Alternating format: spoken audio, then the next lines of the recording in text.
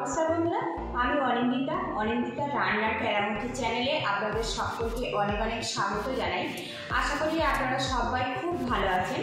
আজকে আমি ফুলকপি দিয়ে দারুণ স্বাদের একটা পাতুরি রেসিপি আপনাদের সাথে শেয়ার করব। তো এই পাতুরি গরম গরম ভাতের সাথে খেতে কিন্তু অসাধারণ হয়। আমি কেন বানাচ্ছি পুরো ভিডিওটি দেখার অনুরোধ রইল, আশা করি ভালো লাগবে। ফুলকপির পাতুরি বানানোর জন্য এখানে আমি একটা টাটকা আর মিডিয়াম সাইজের কপি নিয়েছি। কপিটা আপনারা কম বেশি করে নিতে পারেন। এই কপির পিছনের যে ডাঁটিগুলো আছে এগুলো আমি বাদ দিয়ে দেব। তো দেখুন ডাঁটিটা আমি কেটে বাদ দিয়েছি। এবারে এখান থেকে ফুলগুলো আমি কেটে নেব। আপনারা যতটা প্রয়োজন সেইভাবে কিন্তু কপিটা নিয়ে নিতে হবে।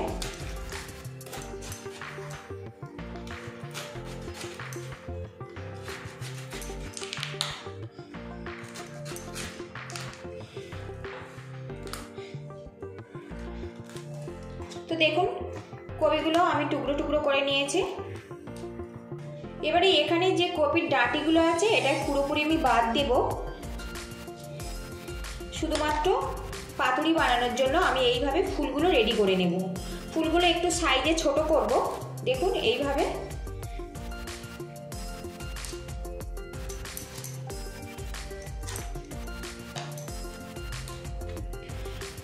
এই পাতুরিতে খুব বেশি কিন্তু ডাঁটি ব্যবহার করবেন না, তাহলে কিন্তু পাতুরিটাও অত ভালোভাবে তৈরি হবে না। ফুলগুলো শুধুমাত্র নেব এখানে। আর বন্ধুরা, এখানে যে ডাঁটিটা রয়েছে এই ডাঁটিটা আপনারা যে কোনো পাঁচমিশালি বাড়িতে সবজি রান্না হয় তাতে কিন্তু এটা ব্যবহার করতে পারেন। সবগুলো ফুলকপি আমি এইভাবে ছোট ছোট করে টুকরো করে নেব। এদিকে দেখুন ফুলকপিগুলো আমি একদম ছোট্ট ছোট্ট করে টুকরো করে নিয়েছি।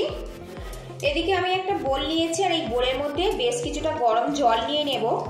এই গরম জলের মধ্যে আমি 1/2 চামচ পরিমাণে হলুদের গুঁড়ো দিয়ে দেব। হলুদটা জলের সাথে ভালো করে মিক্স করে নেব। আর এখানে যে ফুলকপিগুলো আমি ছোট ছোট করে টুকরো করে নিয়েছি এই জলের মধ্যে দিয়ে দেব। ফুলকপিটা ভালো করে জলের সাথে মিক্স করে নেব। আর এইভাবে গরম জলের মধ্যে ভিজিয়ে রাখলে ফুলকপির যে একটা কাঁচা গন্ধ আছে ওটা পুরোপুরি চলে যাবে। আর এর মধ্যে ছোট ছোট পোকা কিংবা কীটনাশক যে বীজ দিয়ে চাষিরা তৈরি করে সেটা কিন্তু পুরোপুরি নষ্ট হয়ে যাবে। একটা পাত্র দিয়ে ঢেকে রাখবো 5 মিনিটের জন্য। এবার ফুলকপির মধ্যে থেকে জলটা আমি ফেলে দেব, দিয়ে ফুলকপিটা ভালো করে ঝাড়িয়ে নেব। একটু খেয়াল রাখতে হবে যেন এই ফুলকপির মধ্যে খুব বেশি জল না থাকে। এদিকে দেখুন জলটা কিন্তু ভালো করে ঝাড়িয়ে নিয়েছি। এবার এই ফুলকপির মধ্যে আমি দিয়ে দেবো স্বাদ মতো লবণ। এবারে এর মধ্যে দিয়ে দেবো 1/2 চামচ পরিমাণে চিনি। এতে স্বাদের ব্যালেন্সটা কিন্তু খুবই ভালো আসবে। এবারে এখানে আমি একটা পাতিলেবু ছোট টুকরো নিয়েছি, এর মধ্যে সামান্য পরিমাণে দিয়ে দেব। এতে ফ্লেভারটা কিন্তু খুবই ভালো আসবে। এবার এটা ভালো করে মিক্স করে নেব। আপনারা চাইলে আরো একটু কিন্তু এখানে হলুদ ব্যবহার করতে পারেন। তো দেখুন মিশ্রণটা কিন্তু পুরোপুরি রেডি হয়ে গেছে। একটা পাত্র দিয়ে ঢেকে এটা আমি সাইড করে দেব। পাতুরির জন্য একটা পেস্ট বানাবো, তার জন্য এখানে আমি নিয়েছি 4 চামচ পরিমাণে কালো সর্ষে। এটা ফুলকপির পরিমাণ অনুযায়ী সর্ষেটা নিতে হবে। একটা বোলের মধ্যে আমি সর্ষেটা নিয়ে নিলাম। এবারে এখানে আমি 2 চামচ পরিমাণে সাদা সর্ষে নেব। এখানে আমি 1.5 চামচ পরিমাণে পোস্ত নিয়েছি, সেটা এর মধ্যে আমি দিয়ে দেব।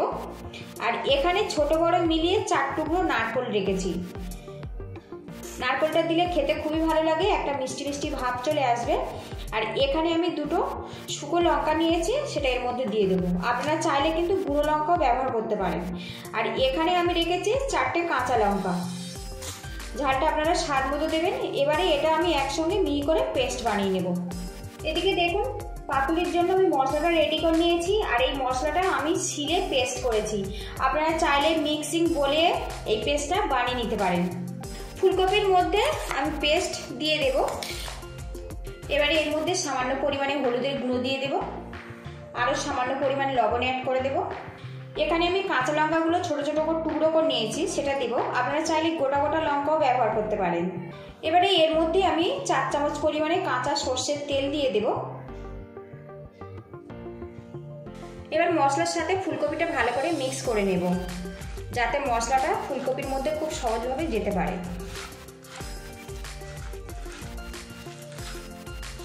তো দেখুন মশলাটা কিন্তু ফুলকপির সঙ্গে বেশ ভালো মতো মাখা মাখা হয়ে গেছে। এদিকে দেখুন মাখাটা কিন্তু আমার রেডি হয়ে গেছে। পাতুরিগুলো বাঁধার জন্য আমি এখানে কলা পাতা নিয়েছি। কলা পাতাগুলো আমি ধুয়ে পরিষ্কার করে নিয়েছি। এবার এগুলো আমি তাওয়াতে সেঁকে নেব হালকাভাবে। তাওয়াটা গরম হয়ে গেছে দেখুন, আর কলা পাতাটা দিয়ে এইভাবে একটু চেপে চেপে নেব, তাহলে ঝটপট কিন্তু নরম হয়ে যাবে। এদিকে দেখুন কলা পাতাগুলো আমি ভালো করে সেঁকে নিয়েছি, আর এখন পাতাগুলো কিন্তু বেশ নরম হয়ে গেছে। এইভাবে নরম করে নিলে কিন্তু বাঁধতে অনেকটা বেশি সুবিধে হবে। আর এখানে যে মিশ্রণটা আমি রেডি করে নিয়েছিলাম ফুলকপির সাথে, এবারে এখান থেকে কলা পাতায় কিছুটা করে ফুলকপি আমি নিয়ে নেব। খুব বেশি কিন্তু দেবেন না, অল্প পরিমাণে এগুলো রাখতে হবে।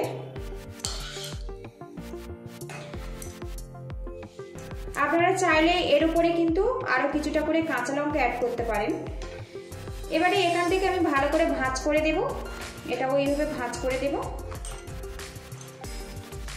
দিয়ে এইভাবে ভাঁজ করে দেব। তো দেখুন পাতুরির ভাঁজ কিন্তু পুরোপুরি রেডি হয়ে গেছে। আর এখানে আমি একটা কাঠি রেখেছি, কাঠি দিয়ে এটা গেঁথে দেব। আপনারা চাইলে এটা সুতো দিয়েও কিন্তু বেঁধে দিতে পারেন।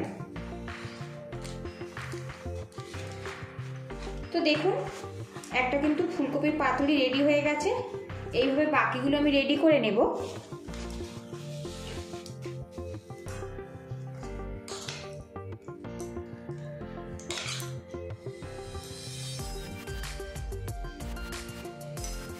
একইভাবে সবকটা আমি রেডি করে নেব।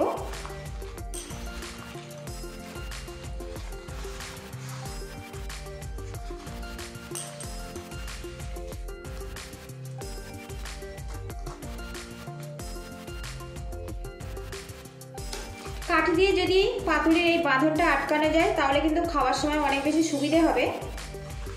তো দেখুন এটাও রেডি হয়ে গেছে। এখানে আমি প্যান বসিয়েছি, প্যানের মধ্যে সামান্য একটু তেল দিয়ে দেব। তেলটা প্যানে ভালো করে লাগিয়ে দেব। এবার এই প্যানের মধ্যে একটা করে আমি ফুলকপির পাতুরিগুলো দিয়ে দেব, দিয়ে ফ্রাই করে নেব উল্টে পাল্টে।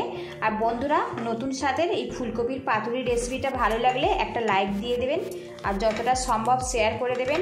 আর চ্যানেলে নতুন বন্ধু হয়ে থাকলে চ্যানেলটিকে সাবস্ক্রাইব করার অনুরোধ রইল। গ্যাসের হিটটা আমি লো টু মিডিয়ামে রাখবো, রেখে এগুলো ধীরে ধীরে আমি এটা ফ্রাই করে দেব। তাহলে কিন্তু ফুলকপিটা ভিতর থেকে বেশ ভালো মতো নরম হয়ে যাবে। একটা পাত্র দিয়ে ঢেকে রাখবো, তাহলে কিন্তু খুব ঝটপট এটা ভেপে সিদ্ধ হয়ে যাবে। এবার আমি ঢাকনাটা তুলে নেব, আর এই পাতুরিগুলো আমি উল্টে পাল্টে এগুলো এইভাবে ফ্রাই করে নেব।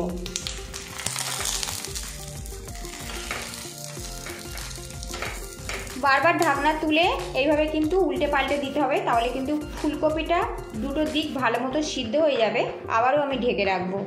এদিকে দেখুন পাতুরিগুলো আমি উল্টে পাল্টে এগুলো ভালো করে ফ্রাই করে নিয়েছি, আর এই দুটো কিন্তু পুরোপুরি কমপ্লিট হয়ে গেছে। এই দুটো আমি এবারে তুলে নেব, আর বাকি যেগুলো রয়েছে সেগুলো এইভাবে ফ্রাই করে নেব। সবগুলো পাতুরি আমার রেডি হয়ে গেছে। আর এই রকম গরম গরম পাতুরি দুপুরে লাঞ্চে ভাতের সাথে আমি পরিবেশন করব। বন্ধুরা একটা পাতুরি খুলে দেখব কপিটা ঠিকঠাক মতো সিদ্ধ হয়েছে কিনা। নিরামিষ যে কোনো দিনে কিন্তু আপনারা এইভাবে ফুলকপির পাতুরি বানিয়ে খেতে পারেন। গরম গরম ভাতের সাথে খেতে কিন্তু অসাধারণ হয়।